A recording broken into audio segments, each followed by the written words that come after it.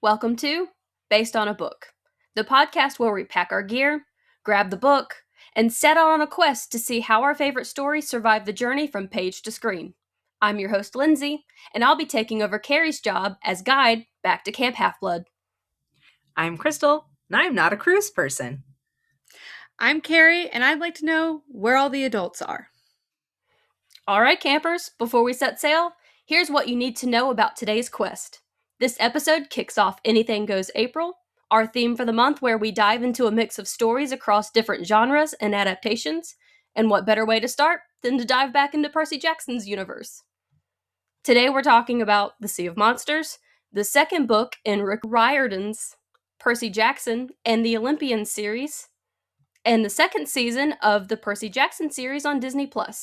As always, we'll start things off spoiler-free, so whether you've read the book, watched the show, or you're still deciding if you want to take this quest for yourself, you're safe to listen along. Once we raise the spoiler flag, we'll dive deeper into the story, the characters, and how this adaptation holds up. So grab your blue food, your celestial bronze, and maybe a map to the Sea of Monsters, because this quest is officially underway.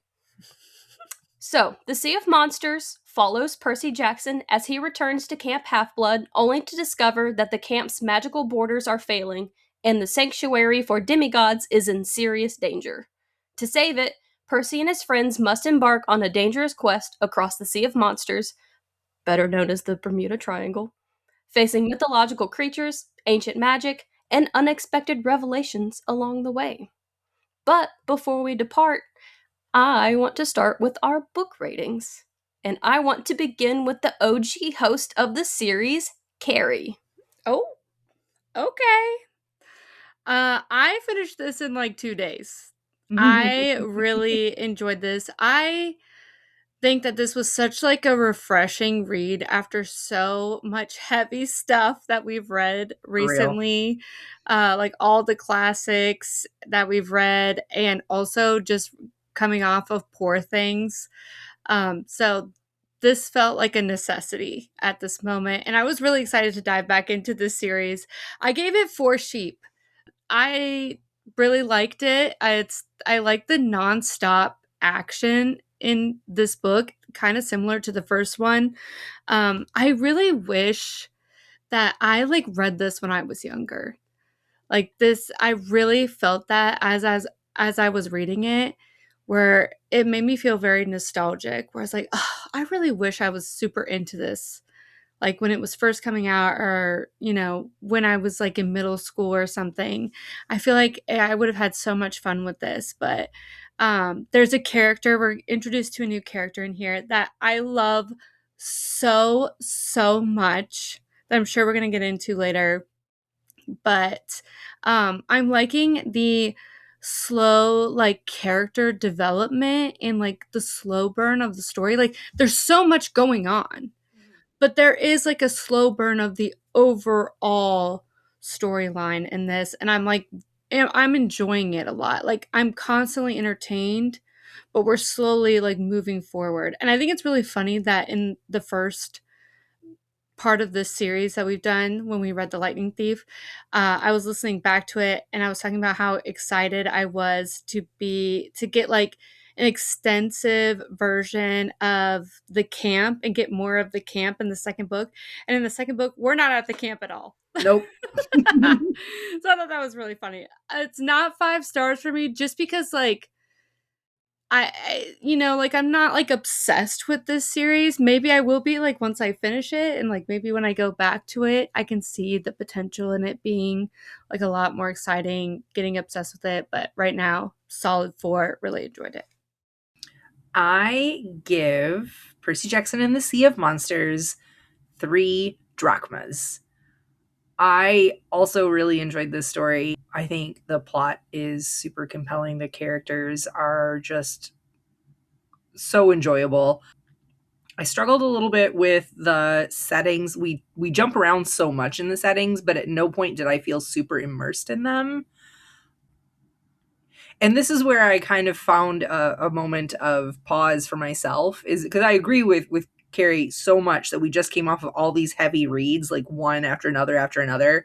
This was so refreshing, but there were definitely moments in the story where I was like, this is so childish. And then I was like, Crystal, it's a kid's book, but it's a story that I think is super interesting. So in my mind, it isn't a kid's book. I mean, it is a kid's book, but it's not a kid's story. Does that make sense? There's a lot of heavy themes here. There's a lot of really, I don't know, like interesting storylines that and so it almost shocked me at moments when I was like, but it's a kid's book, Crystal. Like, oh yeah, it is a kid's book, isn't it?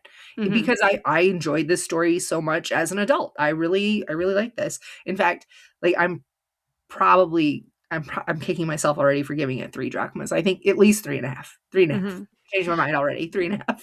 I mean, honestly, like so much of the Greek mythology connections, the fact that it is like a middle grade story is so insane to me. It's almost like teaching Greek mythology in this really fun and exciting way to, a younger generation. I think it's really fun that way. I think that's cool. Yeah, I always will try really hard to buy used books when I buy books. And this one must have been a school book for like the advanced reader program or the AR program, because it even has the book level is 4.6 in here. So I'm pretty sure that's like 4.5 grade. I don't know what that translates into, but for the advanced reader program, the AR program, it's book level 4.6. Good to know. If anyone wondered. Yep. What about you, Lindsey? So I agree with Crystal on this one. A lot of the verbiage in the language is very young because it is a middle grade book, and I kept having to remind myself that.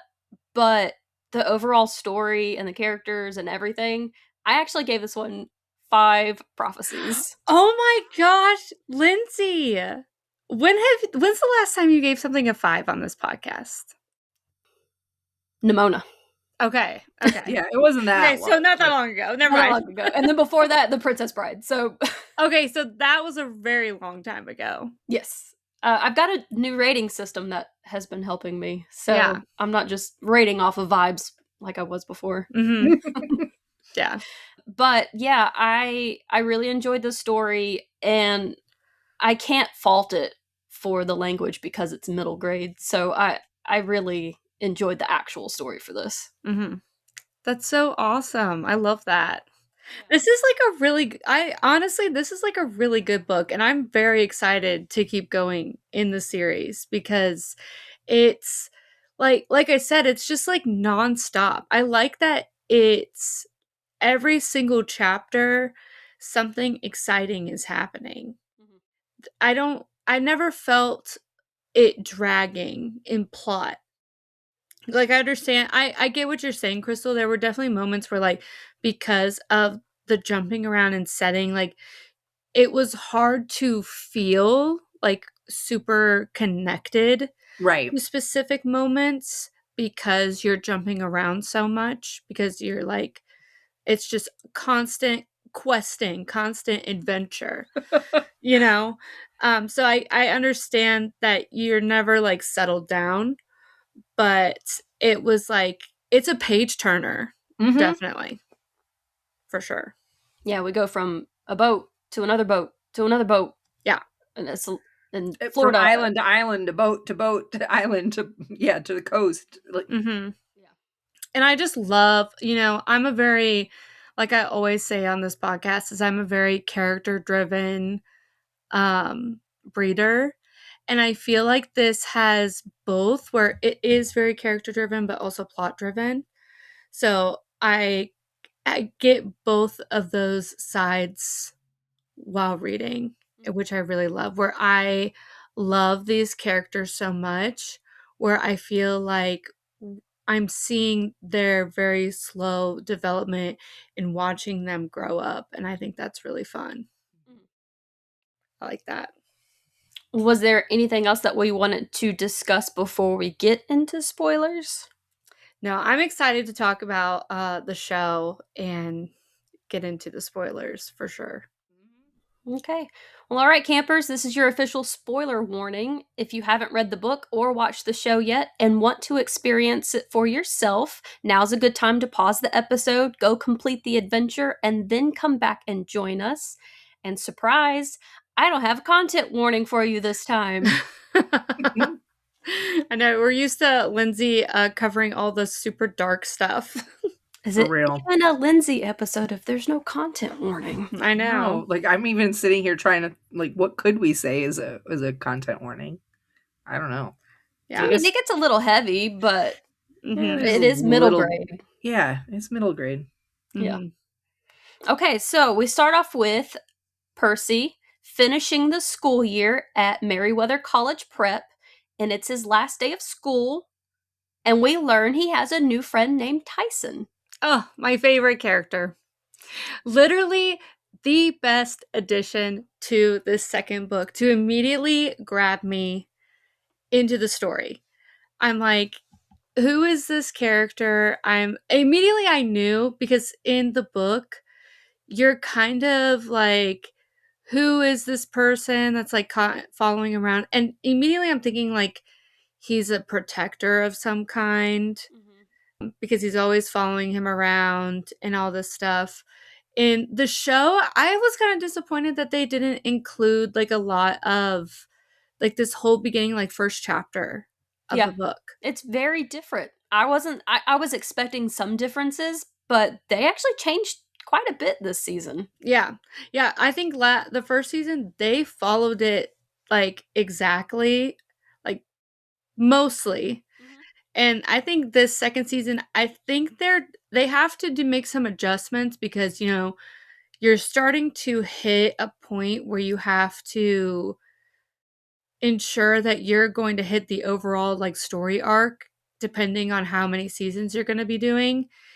And if you're capable of doing that, and you might have to like rush some things whenever it comes to like a TV show.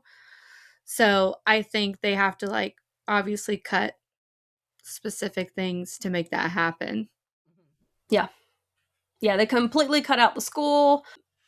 From the very beginning, we know who or what Tyson is, I guess I should say. And it was very subtle in the book, the way they kind of brought Tyson up and kind of described him, but you could tell there was something going on because Percy's mom was like, "Oh, you better leave quickly so you can get to Tyson in time because he's afraid to go underground by himself." And you're like, well, okay, well, that's an interesting fact to drop there. Yeah. Right. Yeah. And then immediately when the show starts, him being a Cyclops, I was wondering how they were going to do that in the show. I was like, how is he going to look as a Cyclops in the show? I thought it was good. It really wasn't bad. And I hadn't seen the previous movie at this point either, so I didn't know what the Cyclops was going to look like. And if they were going to do it well before, they had to have done it better now. So I wasn't nervous, but I was curious. Yeah. And all of them are getting like so much older. And I feel like that's always like a common issue when it comes to shows like this. Like you have to push these seasons out quick. It's almost like Stranger Things. Like I think of Stranger Things where they start out so young and they take a really long time to push out each season. And then I'm like, aren't you guys supposed to be like in middle school and they're like 20 years old or something? Right. You know what I mean? So like I think you're going to run into this issue with the show if you're not like quick about it, too. I think they talked about it. But I think they already announced, didn't they, that the next season is going to come out this year? Yes. Yeah, it was at the end of the... Yeah. So they are, obviously, really, what's the word I'm looking for? Not cognizant, but they're really aware of the fact that these kids are going to grow. And I think, honestly, they aged just enough between the first one and this one that it was like, oh, they're growing up, but not like, oh, they're grown. It was really just enough to be noticeable. And as a mom to make me be like, oh, look, they're growing up. He's gotten so much taller, like in a heartfelt kind of really happy way to watch these kids literally grow up at Camp Half-Blood. Yeah. Yeah, because we see in the book, like, yeah, they are growing up and their decision making is aligning with that, I Mm-hmm. think.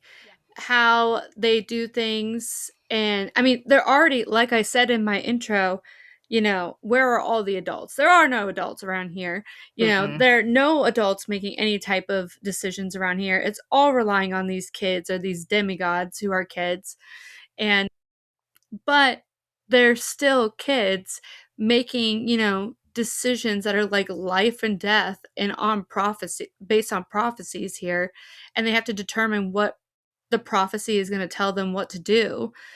And a child is deciding that. But I think that based on like the first book, or like the first season, and then how they make decisions now, like Crystal said, it's kind of like aligning what age that they're at, which I think they're doing really well in the show too. Mm-hmm. It like reflects really well. I agree. Yeah, with the only adults really around Camp Half Blood being Mr. D and Chiron, and they're always like, okay, we'll go talk to the Oracle and see what the Oracle says. Yeah. And Mr. D, of course, doesn't even seem to care. So he's Mr. D. It's really funny that he he obviously purposefully calls Percy by the wrong name, but he's like Percy's uncle, but Right. also Percy's named after Perseus, which was like Mr. D's brother. Mm-hmm. They have this, so he has the same name as Mr. D's brother. Still doesn't know it. Peter Yeah. Still doesn't Jackson. know it. Yeah. I also like this, once they get there and they have like that whole moment in the car and everything. Mm-hmm. With the Grey sisters. Yes, I love that part. I love that scene in the show too. Is so good. Okay, so I also love, because I like even like the cutesy little like relationship stuff, because we don't really get that so much in like the second book, because I always hear that, even like people my age that read this when they were younger, Mm-hmm. like talking about how excited they were to see, Percy and Annabeth, that was their like ship whenever Right. they read this when they were younger. Yeah. So like watching this, they're like really excited to see them together. And, Percy's like doing a lot of like book boyfriend type things in the show that doesn't happen till much later in the series. Like people were talking about that. Like he's already showing those tendencies in the second season. Mm-hmm. And we already get like that first indication in the first episode when she's like talking about how, I think she's like talking about how she thinks, or she was talking about how he's like her boyfriend or something. Yeah, the Grey sister. Yes, Yeah. yes. And he's like, boyfriend? Like those cute little things that like Yep. just like make you like have like a cheesy smile like while you're watching. I Mhm. love that stuff. It's so cute. I can't stand it. And I like that there is like the addition of that in the show versus like there's not a ton of it right now in the second book, but I like that we're sprinkling that in already in the show. It's so good. And I like that they're doing it in a very age appropriate Yes. way. I love it. It's talking about like writing each other letters over summer. Mm-hmm. And like, are just simple like, you could have called me, kind of like, it's very age appropriate. It's not weird, it's not super, I mean, it's awkward for middle school awkward, Yeah. like junior high awkward. Mhm. It's not awkward as in these young kids are doing adult things. No, not at all. It's really perfect. Yeah. I really love, and we'll talk about this in our next episode, but I really just do love how this series aligns so well with the age of these kids in the book. It Mhm. it really is perfectly. I watched this with my son. He's 6. It was a little over his head, but I didn't feel uncomfortable watching this with my son. You know what I mean? The subject was a little over his head, but none of the material was inappropriate for him. Mhm. Yeah, I think you can just tell. I mean, we talk about this, when we talked about season 1. There's just so much like love and care for this series when it's being made, and you can see that. It's very clear. You can tell by the actors, like when you watch interviews of the actors, they've all read this series. They read it when they were younger. Like I remember Walker, who is the actor who plays Percy, when he was first, told that he was going to be playing Percy, I remember him having like his Camp Half-Blood shirt on from whenever he was actually much younger, before he even knew that this was going to be a role, like a possible role that he would play. Like, these actors have a serious love for this series, and it's shown and reflected as they play these parts. And I think that's why I love it so much. Even the new character Tyson, like the actor read this series when he was younger. I love that. Yeah, like it's so good. I love that. And even like Clarice was like talking crap about book Clarice versus like movie or show Clarice. Right. And she's like, that I hated her. She's like, I hated book Clarice. Me too. She's the worst. But she's like, but the She is show the worst. Clarice, I love the show Clarice. I feel like I see like so much like good in her, even when she does like annoying things. I see so much good in her. And I mean, I kind of see that in the book too. I see that a little bit in the book. Just I see more of it in the show. And I just like love their interpretation of everything. It's just so good. So good. So we get to Camp Half-Blood, and we learn that Talia's tree has been poisoned. So the camp's magical barrier is weakening. Chiron has been accused and fired as activities director. And then we get in Tantalus. Tantalus is so well done in the show. I was gonna say, how do we feel about him? He's a jerk. He's a jerk. As a character, he's horrible. Yeah. The character's horrible. It was when at first, like in the first episode, maybe it was the second episode, when they introduce him, and I was just like, I don't know how I feel about this guy as Tantalus. Yeah, that's how I felt. But honestly, as we go on, I was just like, okay, I get it now. I get it now. Yeah, I had a similar feeling about it. I think his name is Timothy Simmons that plays him. I thought that I was standoffish about it at first, and then I thought it was really well done. Honestly, the whole time I was like thinking, I was like, oh, this would be the absolute worst curse. This would be the worst curse. I would honestly, I would become evil. So I get it. I would become evil. Because the curse is that he can't eat or drink anything. And like the whole time during the book and in the TV series, he keeps trying to grab food or grab like a cup to drink something, and it moves away from him, or it doesn't let him eat it or grab it. And it's hilarious. I love the way that's written. Yes. And when it's so funny. It's so nonchalant. It was like when they're at the campfire and they're roasting marshmallows, and he's like, he tries to sneak the marshmallow from the stick, and it says the marshmallow jumps into the fire. Yeah. But it's so subtle about it. It's really good. Yeah, it's so funny. I love it. But yeah, in Greek mythology, Tantalus was punished by the gods when, among other offenses, he tried to serve them a stew made from the meat of his own son. They talk about it a little bit in the book. Oh, yeah. It's also very subtle. It's also very gross. Yes. But he was forced to stand in the middle of a pool of water that went up to his chin, as well as there's a branch that hangs above him, and he's not able to drink the water or eat the fruit from the branch. So he's just stuck there. And that's the origin for the word tantalizing. Oh. Interesting. There are so many words that are derived in the English language that are derived from Greek, specifically Greek myths and Greek tales. And I just think it's fascinating. I love it. I love all the Greek stuff. Yeah.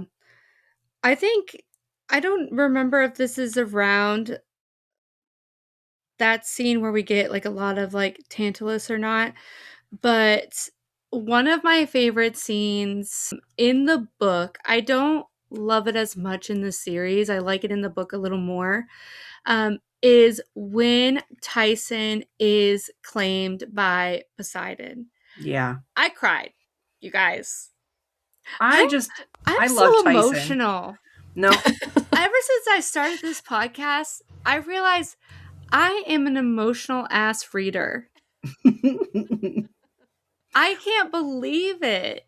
I cry at everything. But Tyson is so lovable and so just innocent and sweet and kind. Mm-hmm. And so, and yet he's been, you know, ostracized and abused and, you know, chased down by monsters and given, you know, left for an abandoned child, and then something good happens to him. Like, I cried too, girl. Don't get it twisted. That hit me hard. No, Yeah. I love Tyson. Something, it like really got me because in the book specifically, like they, you know, bring Tyson with them to the camp, and there's like a whole thing to invite like a monster into the camp and stuff like that. And so they do that, and everyone's like, oh my God, he's not supposed to be here, you know? And everyone's freaking out about it and all that stuff. And like, you know, Percy's thinking that Tyson's going to be kicked out. He doesn't want him to be kicked out. And at this point, he's just thinking like this is just his friend that he's supposed to be taken care of in the book specifically. And he, at that point, he kind of like, he makes like a wish or something to say like, please help me keep him here. Like kind of talking to his dad almost, like, please help me keep him here. And then there's this moment where they have like the sign above his head where Poseidon claims him as his son. And that, like, my heart. Okay. Oh my gosh. I got goosebumps. So good. And that was so good in the book. Like, it was so quick in the series where I think that they were just like immediately attacked by like Clarice and stuff the second that they crossed like the threshold that's protecting them by the tree and stuff. And then immediately, you know, Tyson is claimed by Poseidon. But in the book, it just was like he was like, it was a call for help and was immediately claimed. And that just like, that one really got me for sure. But then Percy was kind of just being like, I kind of don't want you as my brother. And I was like, Percy, if you don't get it together, yeah, don't be mean to your brother. Right. If you don't stop misbehaving. Yeah. Right. That's your brother. Don't be mean. That's a very middle school thing, though. We all had that one friend that was like, we wanted them to be our friend, but we were also kind of embarrassed by them or whatever. You know what I mean? Like, there's that one kid in school that like, you don't want to be mean, but you also don't necessarily want to be treated like they are, so you don't want to be too close. You know, like, yeah, that's a very middle school experience, a very junior high thing, and so to see it written into the book, like, I don't know, it hit me hard too, because and it's all about like wanting to fit in, and this was something that wasn't helping him fit in. Yep. And you know, and I think also there was a thing where he was the only son that he thought to his dad, and now it was almost like a competitive type feeling with someone else, even though Tyson was the sweetest boy ever. So sweet. And was like, I'm gonna protect you and we're gonna be like best buds, best brothers ever. So I was like, if you don't get over it, you're fine. We also have an introduction to the chariot races, which was interesting. Mm-hmm. But we get to see Tyson work his magic and help craft the chariots that Percy uses. Mm-hmm. I like this in the show. I like that they kept it for the show. I liked it too. I thought it was pretty fun. But also I'm just like, okay, so like all this like crazy hellish things are happening. Why are we doing this right now? Okay. I know we don't talk a lot about this particular one on this podcast, but this is very HP coded. You know, we have a whole bunch, like the first season we had the capture the flag, now, you know, or the first book. Now in this book we have the chariot race, and you know, I'm pretty sure this predates that series, but it's very much the like, we're still gonna have fun and do our thing here at camp. Oh yeah. Even though the world's burning down outside and the whole, there's a prophecy that this kid, there's a Quidditch match. Exactly. Yeah. So I like that they changed it up though, because if it was capture the flag every single book, it would get boring. So I'm glad we're doing chariot races now. I don't remember what we do in the next book, but I'm sure there's something, and I'm excited about it already. I'm excited too. I have no idea. Yeah, I genuinely have no idea what to expect. I've read all of these, but it's been like 20 years, so I don't remember. Yeah. I thought it was so funny when I think they were playing, what did they play, like a Mariah Carey song? Yes. Yeah. The whistle note. Yeah, the whistle note to help all, like, because they realized that, during the chariot race, the barrier is breaking and these like birds and stuff break through. Yeah. And they break through and they notice that music is going to help them like go away, or like loud noises and stuff. And they play Mariah Carey whistle notes to help them go away. And honestly, like, shout out to Annabeth, which is like very Hermione coded, obviously. She just like always, like, I like Annabeth a lot. Like, I do too. I think she's and the girl who plays Annabeth, I think she is such a great actress. She just plays her so well, and I always get like, she makes me feel more emotionally connected to the character. Yeah. Honestly, more than I feel in the book so far. I mean, this could change, but I feel more emotionally connected to her in the show than I do in the book.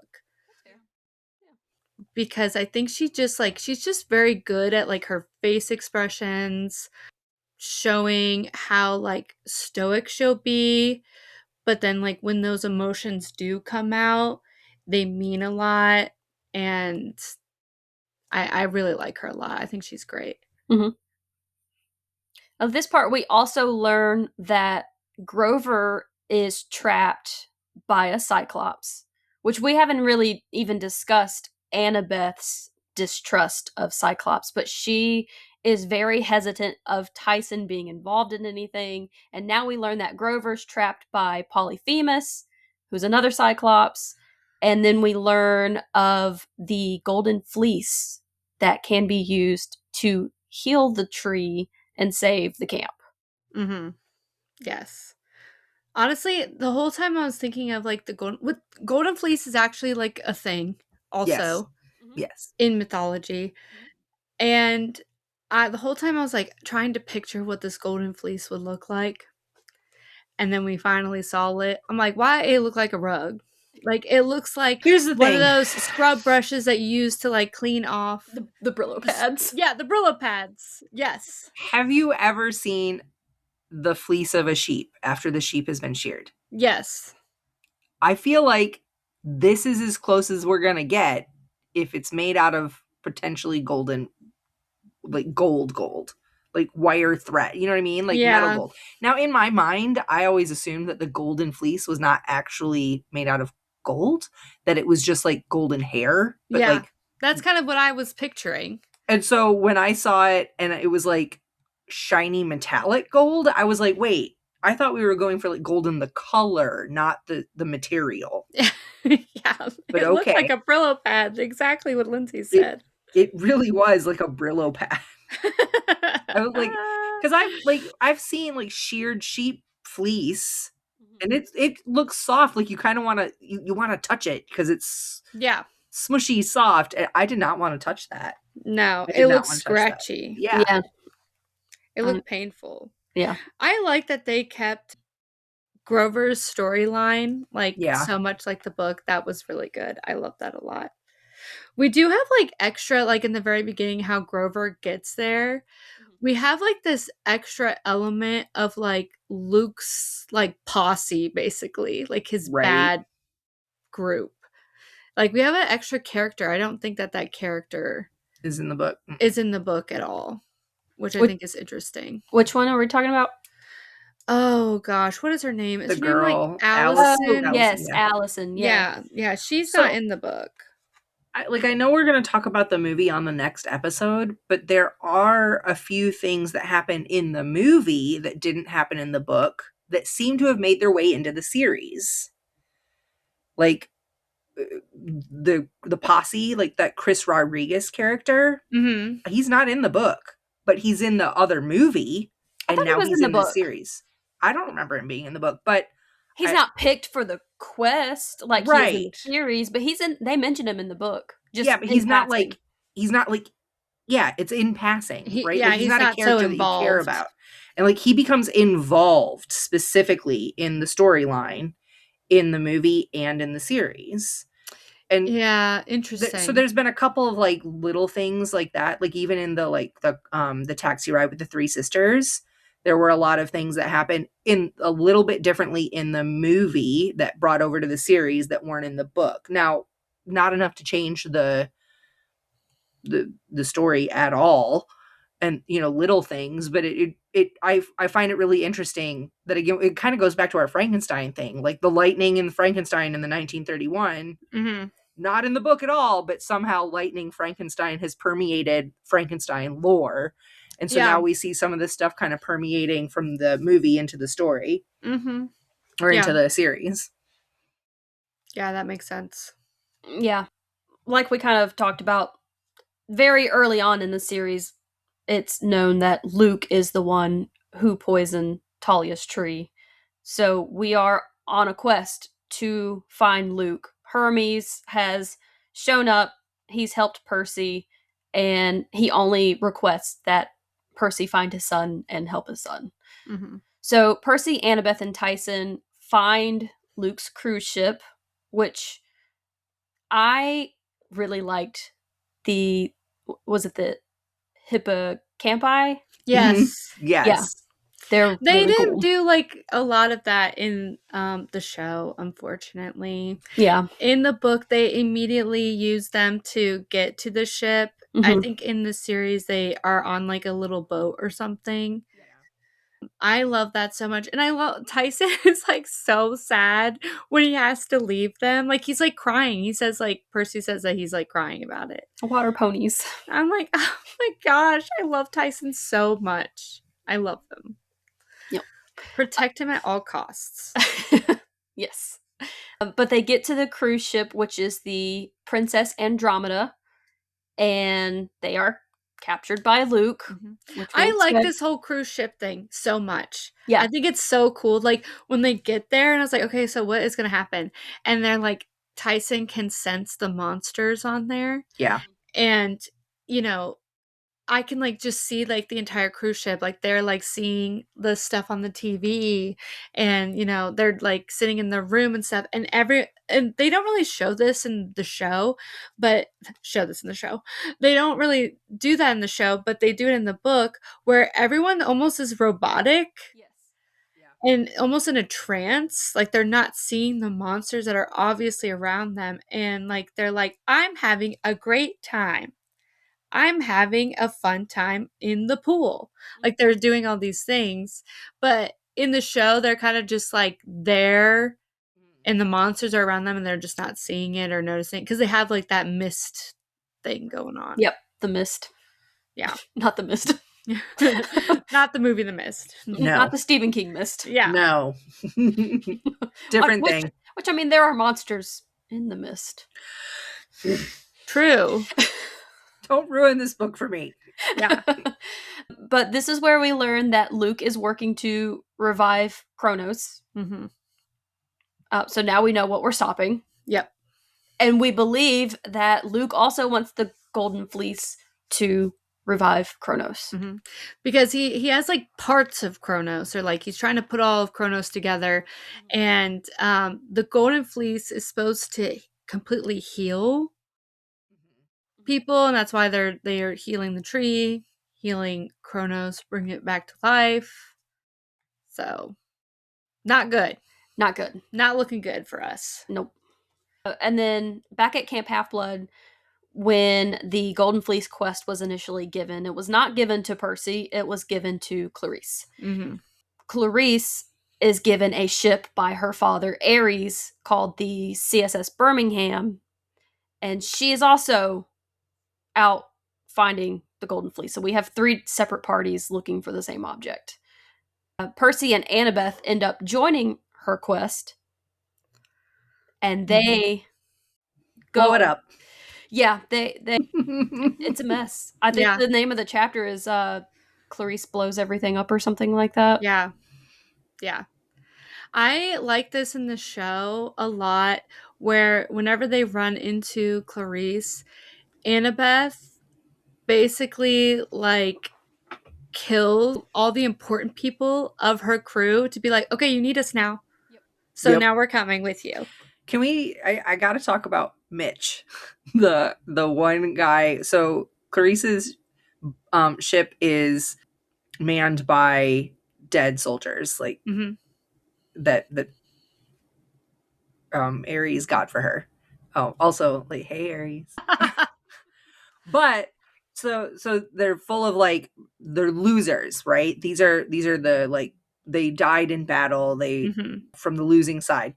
And one of them is like, and I noticed in the lineup when she's being introduced, there's a guy wearing a Blockbuster polo, and I'm like, no, is that really a block?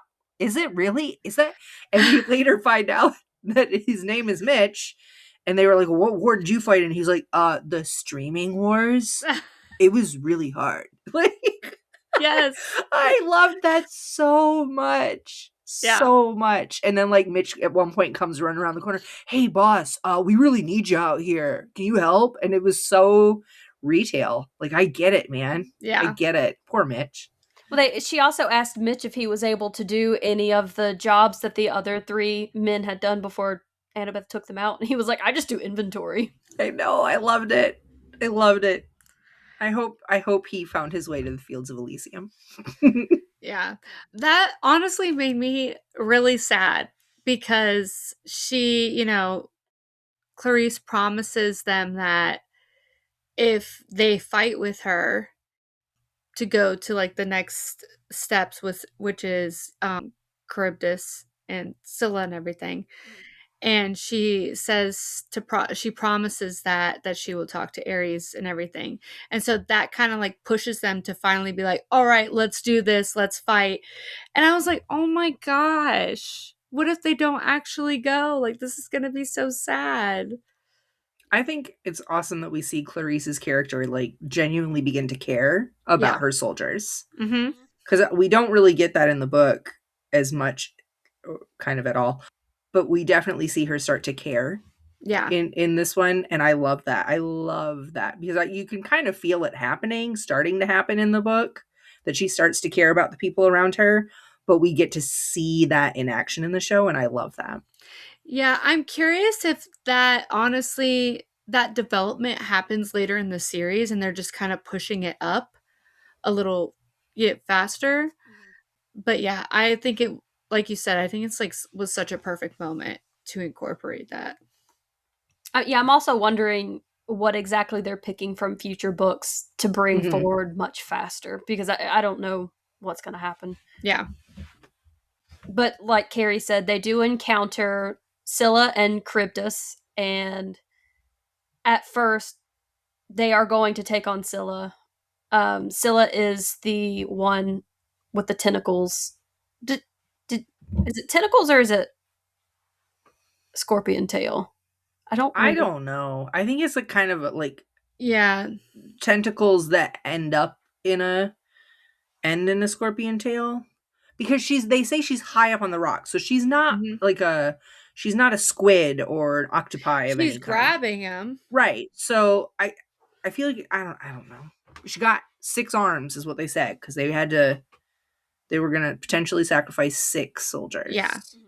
This part was scaring me. I was scared. This part was so intense. It was so good in the show. Yeah. They did really well in the show, because they have, Clarice, Percy, and Annabeth. They're like inside of the ship, but they have people on deck that are basically going to be the sacrifices. And and then all of a sudden you see Clarice's face, like she's like, we got to go the other way. We have to go the other direction, because it's like you're picking two really terrible scenarios. Yeah. And she's like, we got to go to Charybdis, and then goes the other way. And Charybdis is like hell. Like literally, we're going to in this giant whirlpool, which was honestly my worst nightmare. I don't like water. Water's scary. This is why I'm not a cruise person. Yeah.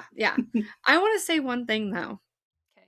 Like something that does like bother me a little bit about this series, both the book and the show, is that like I really wonder, I haven't read the rest of the series, so I don't know if this is there's a reason for this and this is going to come forth later. Like, I don't understand why we don't have Percy doing more water things, like protecting people, specifically, honestly, more in the show, because we do see him doing things in the book, but like he's not doing any water stuff. We're in the shit right now of, almost dying at sea. And we've got Son of Poseidon here, who's kind of not doing anything with the water. But didn't they say it's because he's in the Sea of Monsters, it's not Poseidon's domain? Oh, yes. But even after that, he's not really doing much. He's not doing anything, even outside of it. Yeah, like when they're on the island, like you're surrounded by water. You could have on any of the islands. Yeah, even when they go to like the cruise ship and stuff. Yeah. I was like, is he not really doing any cool water things? Where's the water bending? Yeah. At some point, I think he does mention something about Poseidon was gracious enough to give him some abilities over the water, but that isn't really standard. Like, that doesn't normally happen. Yeah, because we're seeing so much, technically, of Annabeth's abilities. Annabeth's abilities is like wisdom, right? So she is like utilizing that 24/7. We see Clarice's abilities, she is the daughter of Ares, and she is utilizing that all the time. I just feel like we're not seeing a lot of Percy's abilities. We saw him navigate, though. That's a new one that he has, being able to navigate. Yeah, we see that in the book, and I feel like that's not really doing a lot in the show. So that was like a kind of a bit of a complaint I had about the series. Well, that's fair. Yeah. So we get to Cersei's island after... Oh, wait. Pause. We have to talk about this. About Tyson. Yeah, I was going back. Yeah. Okay, wait. Tyson, at this point, we think he dies. Did you guys think he died? No. I thought he died. They wouldn't introduce such an amazing character that was obviously meant as like Percy's pal, Percy's like buddy, just to kill him off. Like I knew that couldn't be true. He was gone too long. Like at first I was like, yeah, he's not dead. And then all of a sudden I was like, hello? We're on almost the last chapter. Where's Tyson? I was very upset.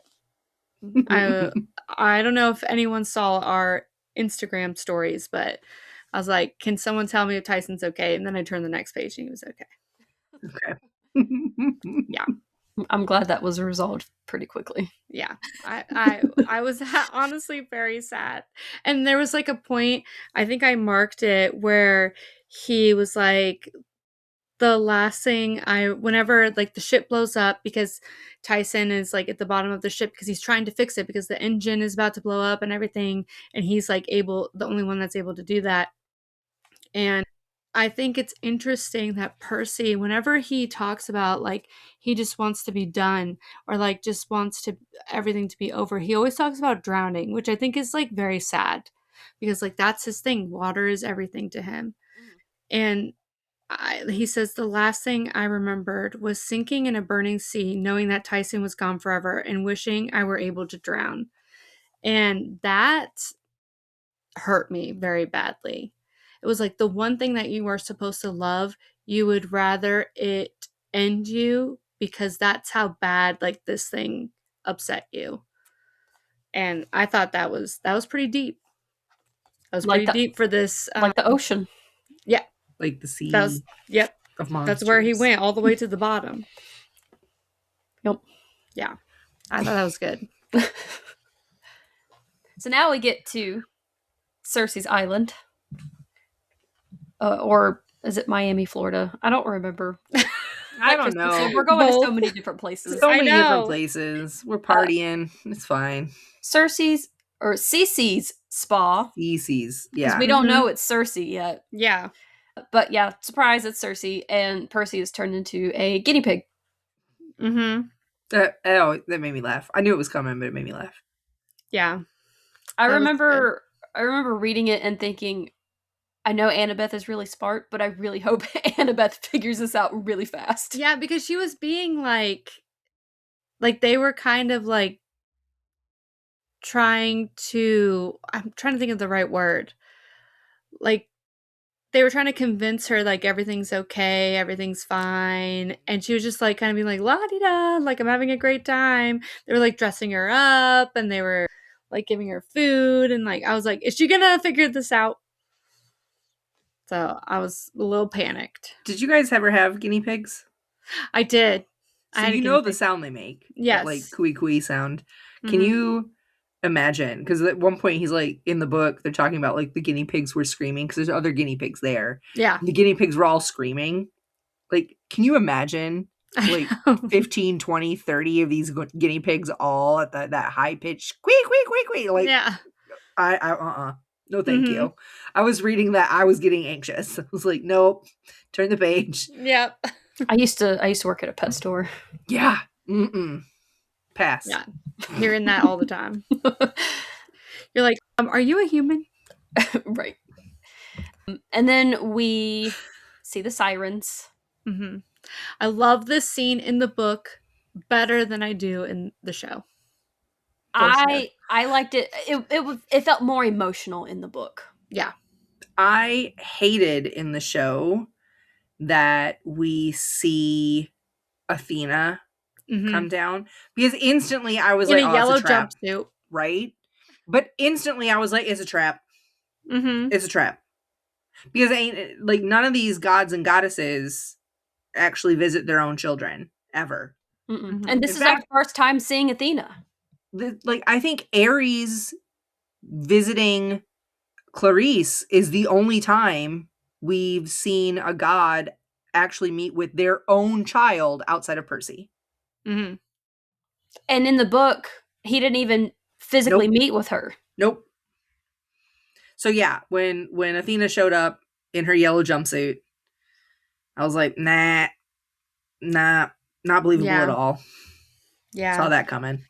I love this whole thing in the book so much. Mm-hmm. I think it's so good how, he puts like the wax in his ears and like she's like tied to the ship as they cross to the sirens, and then like she eventually jumps in and like I think that is like they've always had this very,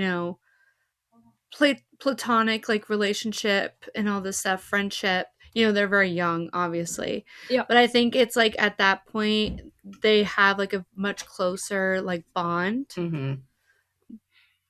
Whenever this happens, I think their bond, like they have a better connection because when he jumps in and he, puts that air bubble around them whenever they're underwater. And that was like a moment when he used like his powers. Yep. And I think I was like, oh, I really wish we would have seen that. I loved that in the book. And yeah, I wish we would have seen that in the show. Yep. Mm-hmm. That would have been good.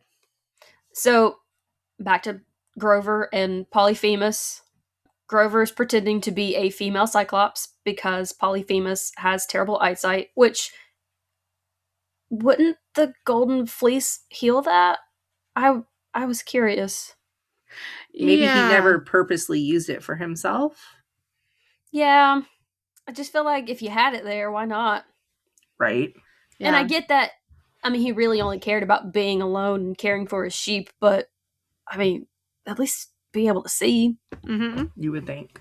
Yeah, true. I also really liked them bringing Odysseus and his story and Nobody. I Yep. like all of that being in the story. I think this is why I enjoy the series so much. I love all of the Greek mythology they bring in. It's not just one set story. It's like all these stories. Yeah.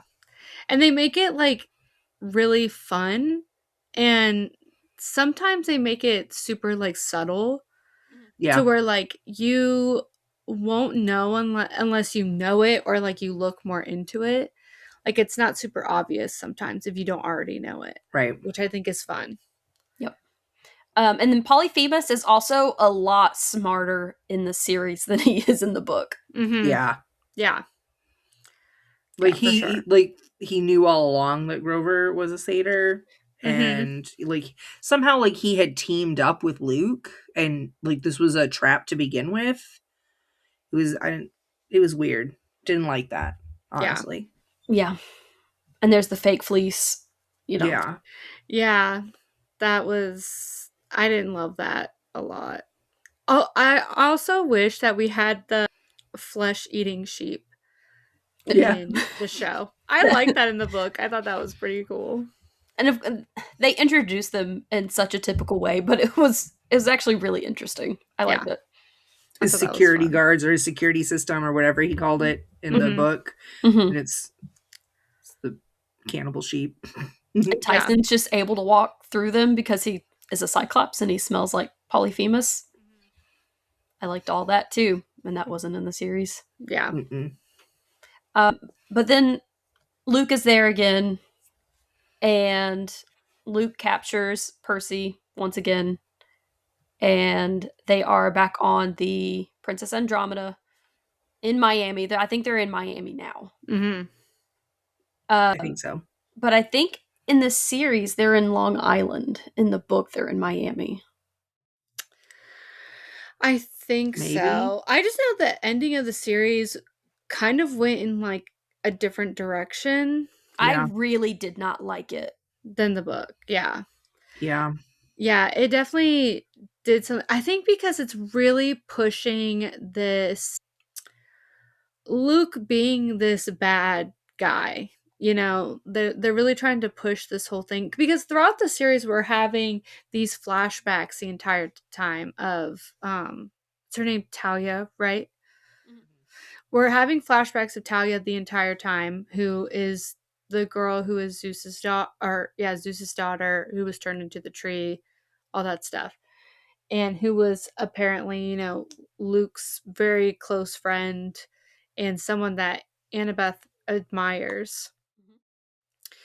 And we don't really touch on that a ton in the book, but that is like such a huge plot line through the entire series. And I'm curious if that's like extremely important later in the series. It's the prophecy. Yeah, that we're going to be talking about way more in the books. The great prophecy is about a child of the big three. And so we've only got Percy and now Talia too. So yeah, so like this whole thing with Luke being so much more like extra in this ending, I get it, but I don't love it.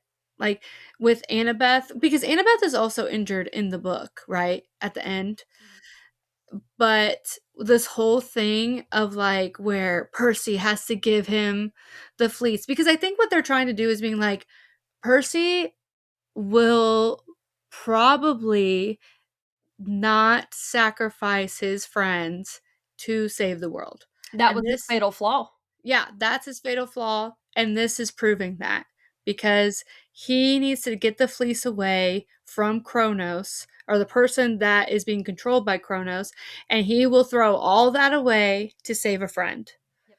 And this proved that in like 2 seconds. You know, you were just shown your fatal flaw and you're immediately shown that you didn't pass the test kind of thing.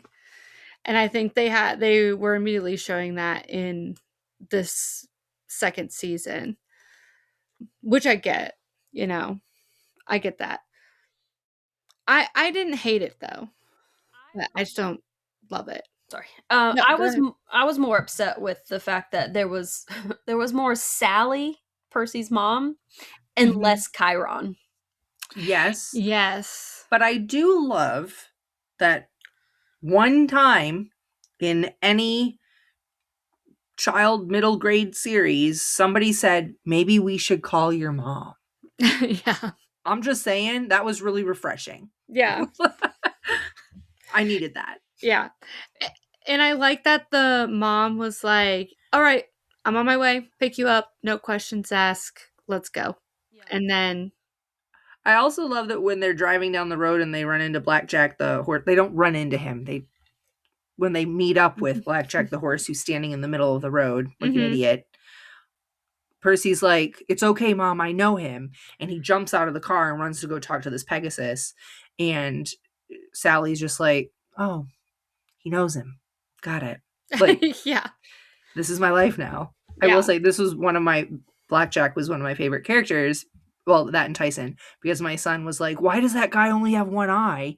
And then, oh my God, that guy has a flying horse. So these were really great 6-year-old moments in this series. I love that. That's great. I think also adding this whole battle scene at the end of the series was kind of interesting as well. Also, like the fact that in the series, like he kept having those dreams that he assumed was Kronos, like coming in to like attack him basically, and then finding out that it was Talia. I actually kind of like that. I like that little like twist that we had in there. That was pretty good. But this whole like battle scene with like all of like Luke's people and then all of like the Camp Half-Blood people, that's not really in the book. So I thought that was interesting that they added all that extra stuff in there. Yeah. I mean, they had to make it epic, Yeah, they especially for did. the finale. Yeah, that's true. They did have to make it epic. I mean, that part when Talia, so they put like the fleece on and all that stuff, and you know, Clarice like getting there to help put the fleece on. It's so dramatic and extra. And then Talia like comes to life because she like hits Percy. Yeah, she hits Percy when she comes back to life because it was like almost like she was like in the middle of doing something whenever she was like turned into a tree. And I'm wondering, I'm like, how did she, you know, not age at all from She the was point in she the was? tree. I know, but from the point that you're turned into a tree, I think that's interesting. It's like stasis. You're in stasis. Yeah. You're on pause. Trees grow slow, so Talia grew slow. Yeah. I think it's also talked about in The Lightning Thief when they explain what the tree is and what it does and what Zeus did to save Talia. I don't remember the specifics, but I think they talked about it. Okay. I have to look back at that though. But I do like the cinematic moment, like when they both like fall. And because it's gonna be where they're almost one and the same, I think, because they're both born from these powerful gods. But like, which one is going to be the bad one and which is going to be the good one? I think I'm assuming that's going to be what the future holds for them. And even Annabeth was like, I'd be curious to see you two together because you're either going to be best friends or you're going to hate each other. Yeah. And honestly, Annabeth was annoying me at the end where I'm just like, okay, like stop saying like Talia's your best friend because I don't think this is a good person. Like, I think you just woke up someone that's possibly bad that's going to cause chaos. It was 6 years ago. And you are just now what? She's 14 maybe? 13, 14? So like 6 years, you're telling me this, you've been talking to a tree for 6 years? And, you know, I mean, don't get me wrong. Obviously, you're still emotionally connected to this traumatic thing that happened to someone you love. But also, you didn't think to find a different best friend, someone who could talk back maybe? As a, like, you're a small child and 6 years later, you still are holding a torch for this tree? Like, come on. And you know that she is best friends with Luke. Who's Right? like the bad guy. I don't know if she Right? thinks that Talia would like bring Luke back to like the good side or something, like talk some sense into him or something. But I'm just like, this is a bad idea. Mm-hmm. I fear this is not good. Yeah, and I was curious again if they're bringing stuff forward from future books into the series very early on Mm-hmm. with Talia and her story. Yeah, because at the very end of the book, something I really really love is so he never meets up with his dad. He never meets up with Poseidon in the book, but he does get like a letter from him, and all the letter says is brace yourself, and Mm-hmm. that's it. I love that. I thought that was so good. And then, he hears, hey, everyone needs to come right now to the tree or whatever, and it's Talia like waking up from the tree basically. And I thought that was so good in the book. Mm-hmm. I love that. Did everyone stick around for the end credit scene? I I did oh, it. Look at you, Keri. I know, I actually did it this time. Both of them? Both? Mm-hmm. Both. Okay, not progress then. I only know one. That's okay. The Poseidon one? Is it? Oh, Was wait, that- what Poseidon one? Was that post credit? Was that when Percy meets with Poseidon? Because it's the dad from the Robinsons.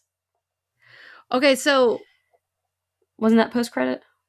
I don't think that was a post. Was that a post credit? I thought that was just at the end. I thought it was after like title drop. I could be wrong. I know that there was a post credit of where Percy and Annabeth almost look like they're at a school dance. Oh yes, okay. There are two. Yeah, there's one more after that. Yes, You're kidding. they're at the school dance, and that's when they announced season 3 is coming this year. And then there's another one after that. And there's another one after that. You guys, I still haven't learned. It's okay. You're forgiven. I'll learn next time. Okay, tell me about the other one that I missed. Annabeth and Percy get statues in CC Spa for passing the sirens. Mm-hmm. Oh. Cersei's talking about an advanced. Let's take the advanced course, it gets fast results kind of thing. Mm-hmm. Yep. Okay. Wow, you guys failed on that one. I'll try better next time. I always like the end credits in the show are so long, like very long, but they're like beautiful. Like they're stunning because all like the pictures and the drawings and stuff are incredible. Yeah, my son wouldn't let me fast forward through the credits. He loved watching that, and the music is so like, I don't know, like moving, just kind of, and he was just fixated on that every single episode. Yeah, it's so good. And but then there's like that little next episode button, and I'm just like click, click.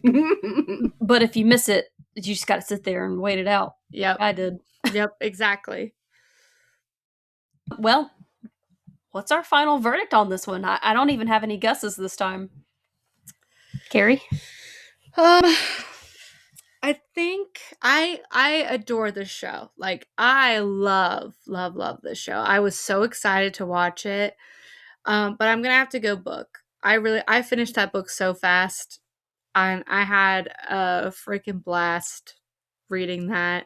I felt like very emotionally connected to a lot of scenes in it versus the show, so I'm gonna have to go book. I'm going with show. You guys, we've talked about this before off pod, but I have aphantasia. I don't see the story because I felt so disconnected from the settings bouncing around in this story. Watching the show helped me to really feel more immersed in it. So I'm going to go show. I'm actually going to go book. I just felt like everything was revealed way too quickly in the series. Mm-hmm. It was pretty fast. Yep. That brings us to our question of the episode. What do you think your fatal flaw would be if you were a demigod? Crystal? Oh, analysis paralysis. I can't make a decision to save my life. I can't commit to a decision without someone else's input. That's my fatal flaw. I need someone to push me one way or another. I will overanalyze and overanalyze and overanalyze and never make a decision. Yeah. I feel that. Yeah. I feel that. Gary? I talked to my family about this because I was like, I don't know. I like, obviously I have plenty of flaws, but like my fatal flaw, like what's the one that'll really, that it's like the top one that'll get me? And like, I kind of talked to them about it and they said forgiveness. I hold grudges bad. I hold grudges real bad. I'm the type I will ghost, I will block. You'll never see me again.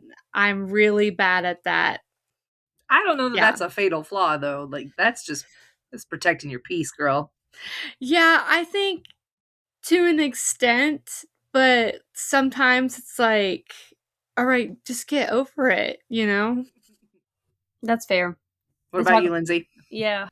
My fatal flaw would be obsession or hyperfocus. Mm-hmm. So I tend to dive very deeply into the things that I care about. So like podcast episodes, research, writing details, like yeah, I'm overworking myself, overthinking, getting stuck trying to perfect something. So yeah. Oh yeah. Definitely my fatal flaw. I get that too. You get that tunnel vision going. Mm-hmm. Yep, it sucks. My own worst enemy. Yeah, I can see that. But all of these, they'll have like, yeah, they're fatal flaws, but sometimes they'll have good stuff too. It's true. Yeah. They have good elements to them as well. Well, that's going to wrap up today's quest through the Sea of Monsters. Thanks for sailing with us. If you enjoyed this episode, make sure to follow Based on a Book on all of our socials so you don't miss future episodes, polls, and behind-the-scenes content. And if there's a book-to-screen adaptation you'd love for us to cover, send us your recommendations using the link in our show notes. We're always looking for new stories to add to our reading list. And until next time, keep your friends close and your enemies closer. And we'll see you in the next chapter of Based on a Book. Bye! Bye!